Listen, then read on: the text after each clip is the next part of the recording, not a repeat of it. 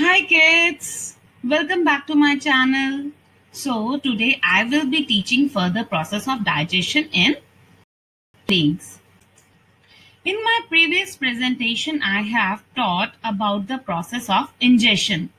Now in this presentation I will be teaching how the process of digestion, absorption and assimilation happens. I will also teach about the process of digestion in human beings. So, what to wait for? Now, let's study further. So, kids, as the food moves further from mouth towards the stomach, it enters the food pipe. Food pipe, it is also called as the esophagus, and it is a tube which connects mouth to the stomach. It happens with the help of the process known as peristalsis. That is the process of the food moving forward in the stomach happens with the process known as the peristalsis. This we have already studied in our previous presentation. Kids, however, the food is not digested completely, or sometimes when we overeat and when we are not well we feels like vomiting. Have you ever wondered how does it happens? How does vomiting occur? So this happens by the process known as antiperistalsis, that is the reversed action of intestinal muscles in which content is moved upwards. Upward means from stomach towards mouth.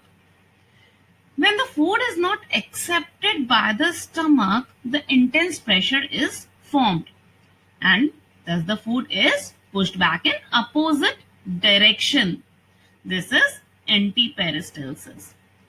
Now, kids, have you ever wondered, and you might have observed that while eating food quickly or fastly, or while talking, while eating food, when we talk, we often get hiccups.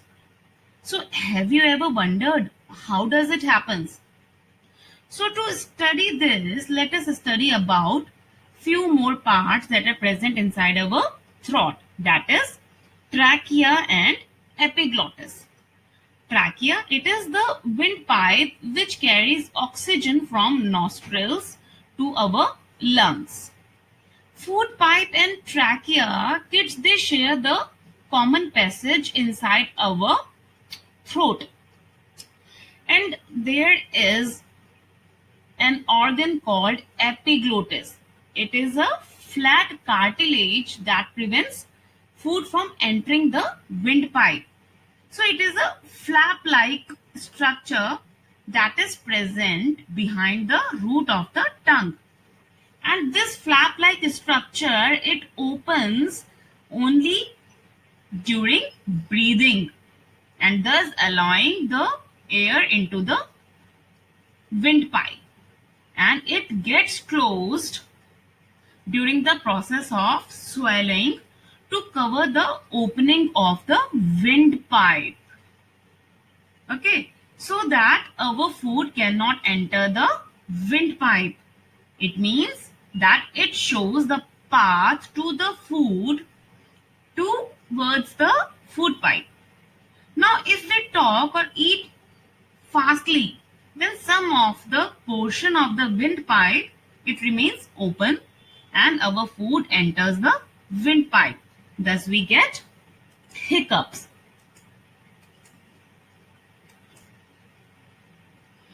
Now, passing through the food pipe, the food enters the stomach. Stomach, it is the flattened J-shaped thick walled bag that is located in the left side of the abdomen. The stomach is the widest part of our body. And kids, the inner lining of the stomach, it secretes digestive juices, hydrochloric acid and mucus. Now let us study about the function of these three juices. So mucus, it protects the inner lining of the stomach from the hydrochloric acid that is only itself secreted by the stomach. And digestive juices, they break down the proteins which are present in the food into the simple substances. And what is the function of hydrochloric acid? Hydrochloric acid kills the harmful bacteria which enters the body along with the food. Apart from this, hydrochloric acid, it also keeps the surrounding acidic, which is necessary for the proper functioning of the digestive juices. Now, the partially digested food, which is entering from mouth to stomach.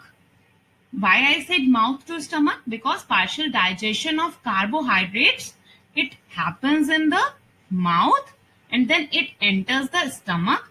Now the further digestion of proteins, it happens in the stomach. So this is the partial digestion of proteins and carbohydrates. So it becomes semi-solid in stomach. And this partially digested food then moves into the small intestine.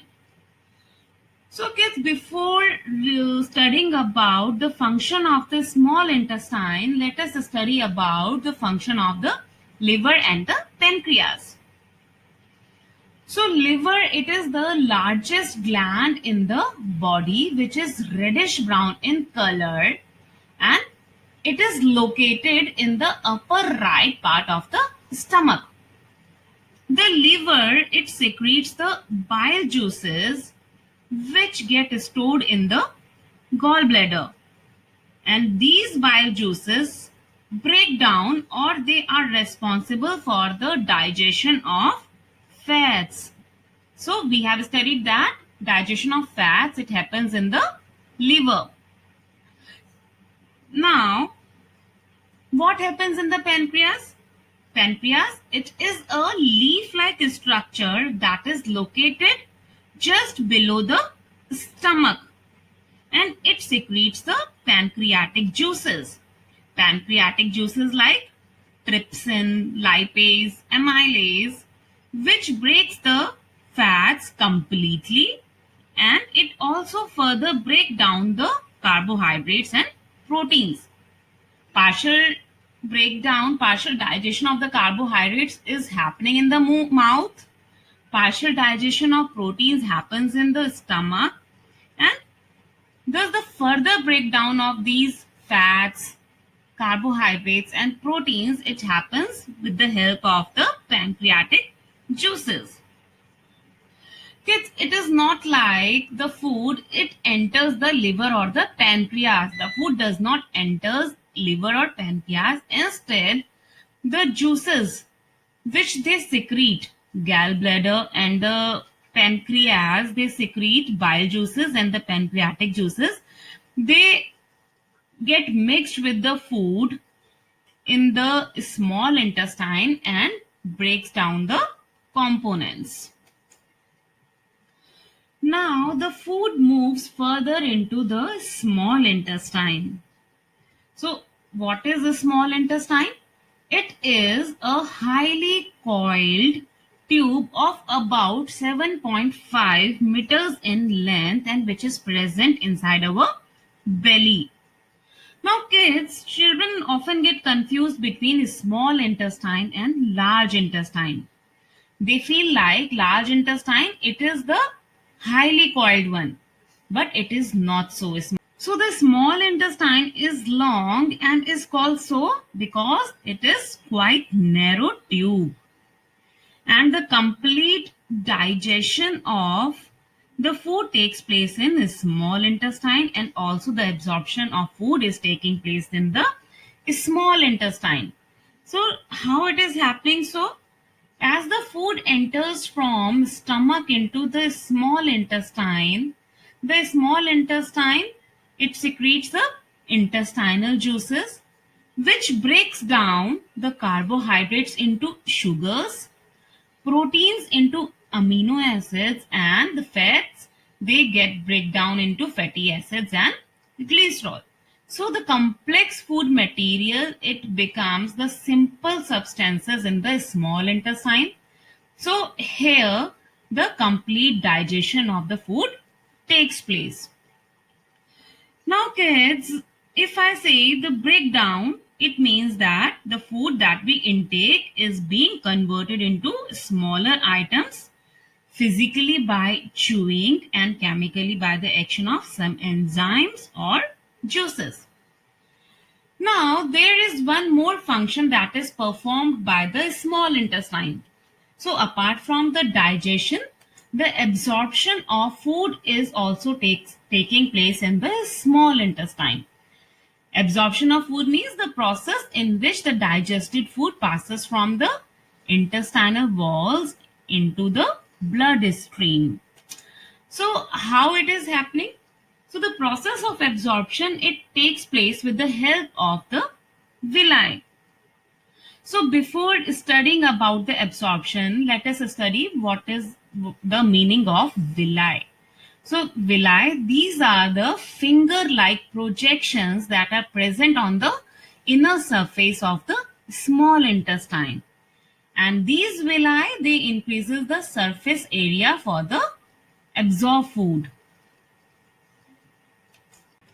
Now, each villus has a network of thin and small blood vessels close to its surface. As soon as the digested food reaches the surface, it gets absorbed by the blood flowing through them. Blood then carries this absorbed food from them into the cells of all parts of the body, and this is called as the assimilation. We have studied that assimilation is the process where the absorbed food from the blood vessels move into the cells so that it can be further used by the whole body, for the rest of the body. Now in this, the glucose in the cells, glucose break down with the help of oxygen to form carbon dioxide and water, and it releases the energy. Fatty acids from the fats which are stored in the body for later use, and amino acids, they are used to make protein requirement. So we have studied so far that absorption and assimilation of the food, it is taking place in the small intestine. So till now we have studied that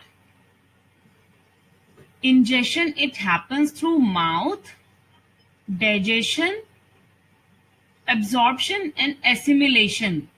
It is taking place in the small intestine. Now, the unabsorbed and undigested food particle then passes into the large intestine. It is a 1.5 meter long tube, and it is named so because it is quite wider. Large intestine, it absorbs most of the water and salts from the undigested food, and it becomes semi-solid in nature. The semi-solid material, it then gets stored in the rectum and then pass through the anus. And this process of passing of undigested food through anus, it is called as the egestion. So kids, this is all about the digestion in human beings. In our next class, we will study about how the process of digestion, it takes place in certain animals and organisms. Till then, go through the slides and keep watching, and please do subscribe to my channel. Bye bye. Take care.